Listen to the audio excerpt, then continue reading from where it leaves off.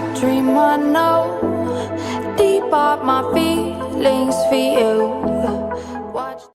Hello reality viewers, welcome back again to Reality Latest Gist, the home of news and politics. For this channel, we dey drop news every day and we dey react to every videos wey comes our way. And na reality news now we dey drop for this channel, and we dey also dey talk am as e be. If today na the first time we say you dey come across this channel, you are highly welcome. Thank you so much for stopping by. And if you are returning subscribers, I appreciate all of una for una massive support to this channel. I say may God bless all of una in Jesus name, amen. I get video wey I want present to una this very moment, and I go dey follow una dey watch the video. After we don watch am together, make we drop our opinion constructively for the comment section. Like our videos and also share our videos if possible. Bye for now.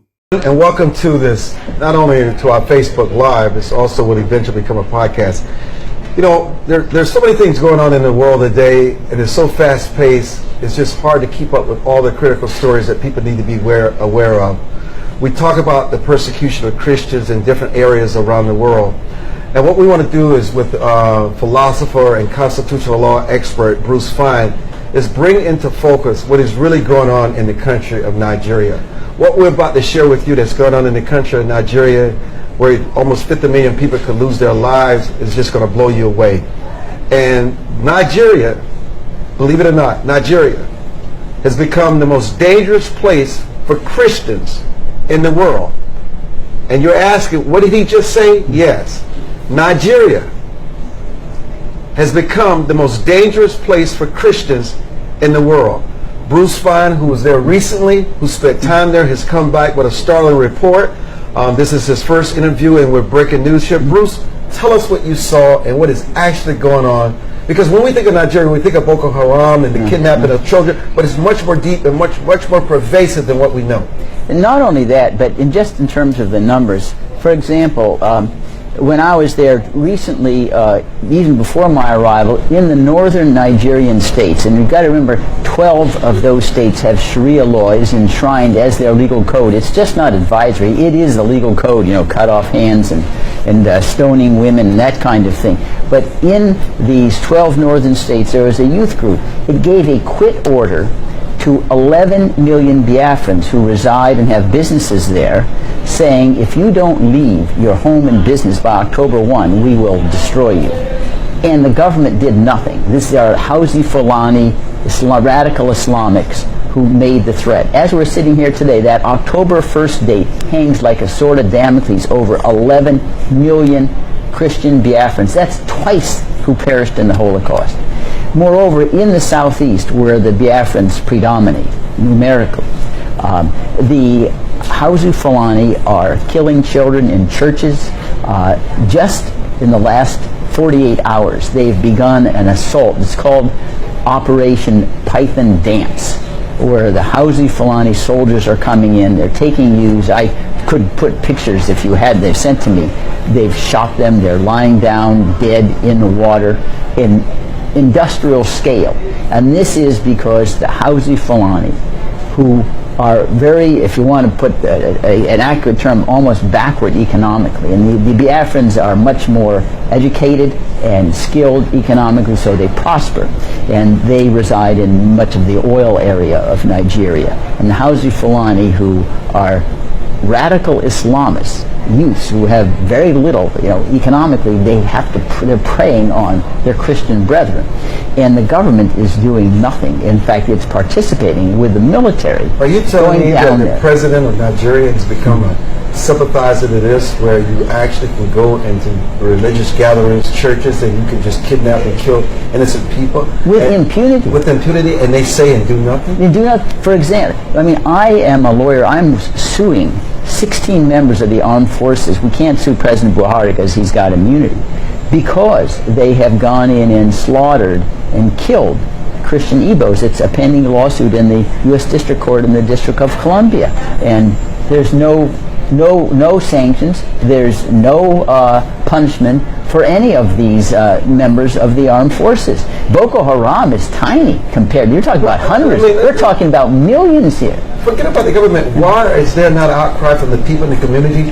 Why is there not an outcry from people who care, who know some of these children and these families? And why no outcry from the media? Why are we just hearing about this the first time? Well, part of it, I think, Armstrong, is that lots of groups are not sophisticated with regard to the media.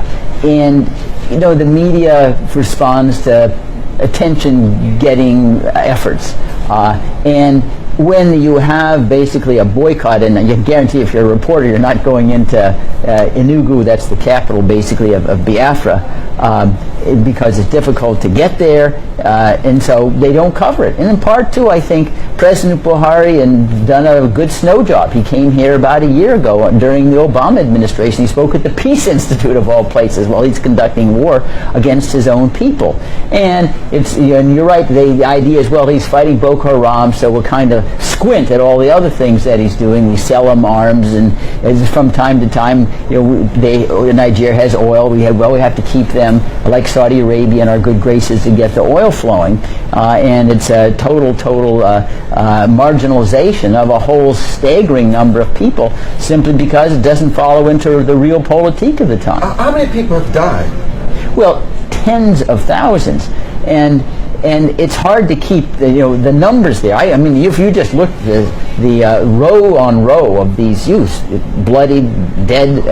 You actually saw? No, they're the pictures. I just got them in the last 48 hours, where I'm being sent these pictures on Facebook and on Twitter, and some of it is video. Where's the United Nations? Yeah, that is a good question. Where it's like Rwanda all over again, right? This is genocide. Yeah, it is, because the definition of genocide is attempting to exterminate in whole or in substantial part because of your religion or ethnicity, and this is both.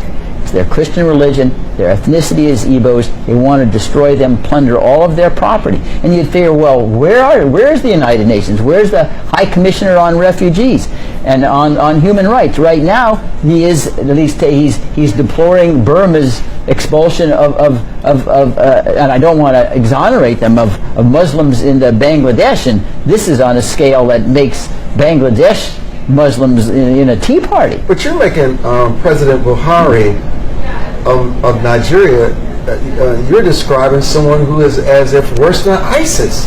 Because he does it under auspices of his leadership as a head of state. Yeah. I mean, and what he's inflicting on putting the people of his country is nothing like we've seen anywhere. Yeah, well, that is exactly right. It's really good. I don't know whether I'm a little bit older than you. Maybe I don't look at the effort, the Biafran War, 1967 to 70. 2 million Biafrans died in that war, and it was provoked by similar kinds of sense of persecution and marginalization of the Igbos, in part because Nigeria really should have never been a country that tried to combine Yoruba and Hausa Fulani and Igbos under a single roof. It just didn't make any sense.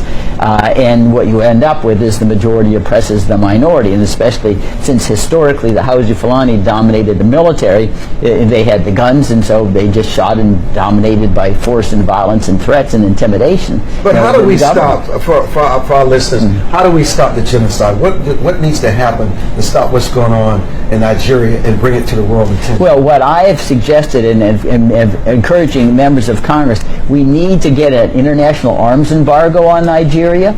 We need to have the UN Security Council designate particular people that should be investigated for the crime of genocide to be tried before the International Criminal Court, which has been done in other cases.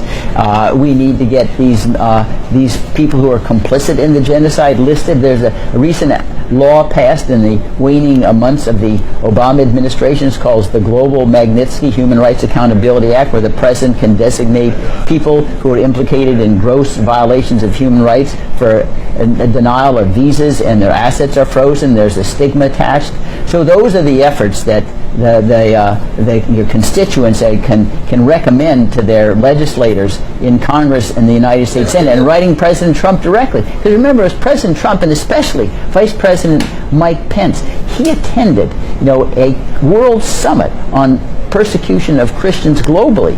in Mayflower Hotel here in Washington, D.C. in last May, and where he made all these statements that President Trump is going to stand up and against these radical Islamist terrorists who are slaughtering Christians. Well, here's a chance to do so on the strongest scale that's imaginable. And one thing that worries me, Armstrong, among others, aside from the sadness and the compassion you have for these families and people being killed and their lives being destroyed, is if Buhari can get away with this with impunity, what signals does that send to all these other Muslim-dominated radical countries in the Middle East?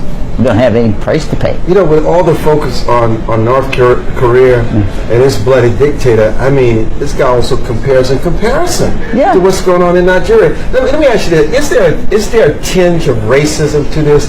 The fact that Nigeria would be seen as a country of Africans. If this were a country where the Buhari was, let's say, a colonialist or a white head of state, would this be a different issue?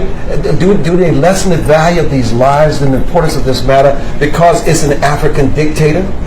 Well, I think the answer is yes, as crass as that may seem. Well, it's just Africans killing each other, so who really cares about it? Yeah, or Zimbabwe, Mugabe, it doesn't really matter. You know, human rights are only for white folks.